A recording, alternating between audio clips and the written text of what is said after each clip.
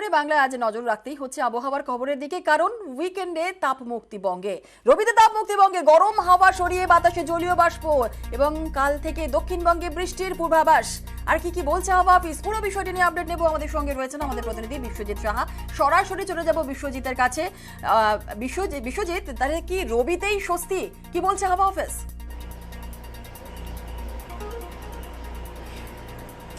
দেখো, পুরোপুরি স্বস্তি মিলতে হয়তো সোম মঙ্গলবার হবে, তবে শুরুটা রবিবার দক্ষিণবঙ্গে হবে। আর আজ থেকেই শুরু হচ্ছে উত্তরবঙ্গে বৃষ্টি, কারণ হাওয়া বদল হয়েছে। দক্ষিণবঙ্গে যেমন সাউদার্লি অর্থাৎ বঙ্গোপসাগর থেকে দক্ষিণা বাতাসে ভর করে যে জলীয় বাষ্প ঢুকছে, সেই জলীয় বাষ্প বৃষ্টির কারণ হবে। বজ্রগর্ভ মেঘ তৈরি হয়ে বৃষ্টি হতে পারে এবং এই বৃষ্টি আজ উপকূলের দু এক জেলায় সামান্য বৃষ্টি হতে পারে। আগামীকাল সেই বৃষ্টিটা একটু বাড়বে, অর্থাৎ উপকূলের 3 জেলা পূর্ব মেদিনীপুর, উত্তর ও দক্ষিণ 24 পরগনা এবং নদিয়া, মুর্শিদাবাদ, বীরভূমে কিঞ্চিত বৃষ্টি হওয়ার সম্ভাবনা রয়েছে। তবে মূল বৃষ্টিটা হবে সোম এবং মঙ্গলবার। এই দুদিন শুধু দক্ষিণবঙ্গ নয়, রাজ্য জুড়েই বৃষ্টির সম্ভাবনা।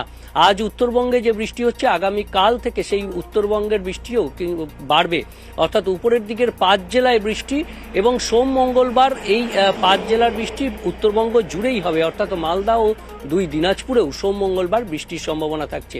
এবং একই সঙ্গে বৃষ্টির সঙ্গে ঝোড়ো হাওয়া বইবে।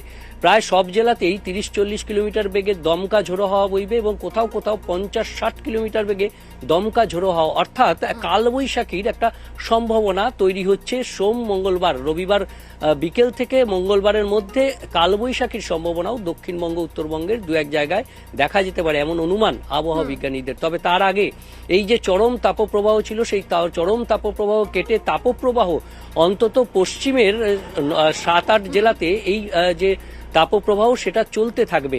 তবে পূব দিকের জেলা কলকাতা সহ পূব দিকের যে জেলা এবং উপকূলের জেলা, সেখানে তাপপ্রবাহের কবল থেকে মুক্ত হবে এবং আগামী কাল পর্যন্ত গরম ও অস্বস্তি থাকবে এবং তারপরেই বৃষ্টির সম্ভাবনা। জুনেলা, একেবারে অনেক ধন্যবাদ বিশ্বজিৎ। যেমনটা বিশ্বজিৎ বলছিল যে রবিবার সোমবার বৃষ্টির সম্ভাবনা রয়েছে এবং অবশ্যই দক্ষিণবঙ্গ, উত্তরবঙ্গে কালবৈশাখীর সম্ভাবনাও রয়েছে, কিন্তু আজও পশ্চিমের জেলাগুলিতে কিন্তু তাপপ্রবাহের সতর্কতা রয়েছে। সকাল থেকে চড়া রোদ, বাঁকুড়া এবং পুরুলিয়া, দেখছেন সেই ছবি, শুনশান রাস্তাঘাট। আমাদের সঙ্গে 2 জেলা থেকে 2 প্রতিনিধি রয়েছে। পুরুলিয়া থেকে রয়েছে আমাদের প্রতিনিধি ইন্দ্রজিৎ, আর বাঁকুড়া থেকে রয়েছে প্রিয়ব্রত। প্রথমেই পুরুলিয়ার দিকে নজর রাখি। পুরুলিয়াতে সকালের ছবি, তাপপ্রবাহ তো চলছে, ঠিক কি পরিস্থিতি এবং তাপমাত্রা সকালে কত রয়েছে?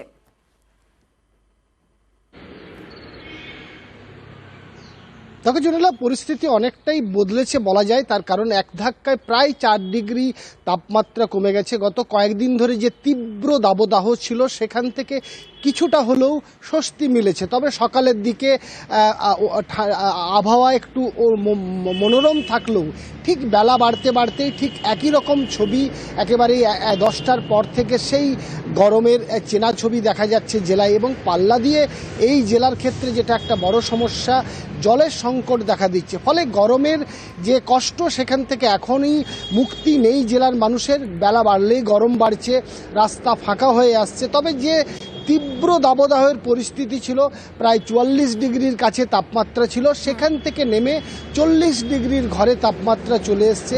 এই তাপমাত্রা বাড়বে কিনা এখনই বলা সম্ভব না।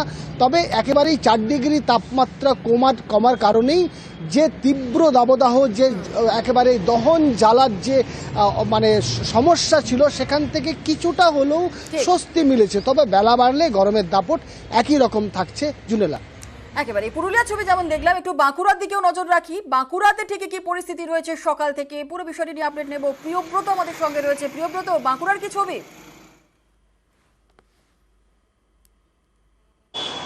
একেবারে জুনেলা, যেমন ভবিষ্যৎবাণী করেছিল আবহাওয়া দপ্তর, যে আবহাওয়া দপ্তর বলেছিল যে তাপমাত্রা আর বাড়বে না, সেক্ষেত্রে 45 থেকে নেমে তাপমাত্রা 41.3 ডিগ্রি সেন্টিগ্রেড।